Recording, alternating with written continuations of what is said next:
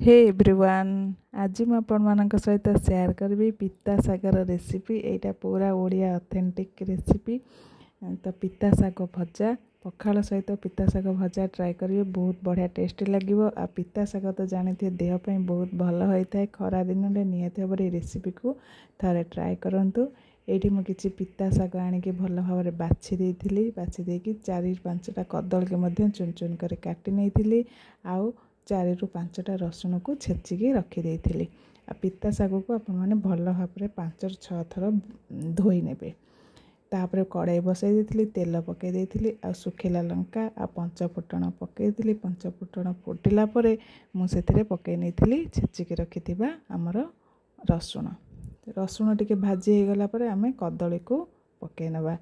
कदली को भल भाव फ्राए कर नवा। कदली अधा सीझा पर्यंत आम ताकू कुक करने छाड़ीदबा। फ्रेंड्स आपण मैंने भावुवे कौन पिता सागर रेसिपी एते सिंपल और इजी रेसिपी आम सहित शेयर करुँच, किंतु जो मैंने बाहर रोथे ओडिशा बाहर रोथे से माने ऑथेंटिक रेसिपी सब ओडिशार ऑथेंटिक रेसिपी को बहुत मिस करती। तेणुक ओडिशा आसिला परे सब बेले इच्छा हुए बाहर जो मैंने ओडिशा बाहर रोचन जितेबाला ओडिशा को आसुथिबे से माने एभली भाव देसी खाइबा को बहुत पसंद करुथिबे। तो देखंतु मैं कदली मोर सब अधा सीझी जाइए। अधा सीझला मुझे पकई नहीं जो छाणी धोईकी रखि पिता साग को पकईकी भल भाव मिक्स करने।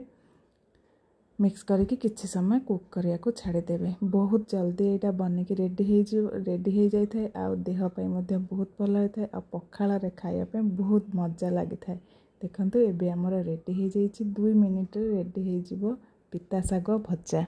निहाती भाव में खरा दिन रेसिपीटी को फ्रेंड्स ट्राए करूँ। आ जो मैंने तो ओडिशा बाहर आसी खरा दिन छुट्टी कटेबा ओडिशा से माने तो निहाती भाव में ओडिशा रे ऑथेंटिक रेसिपी पिता साग भजा निहाती भाव में खाइबे।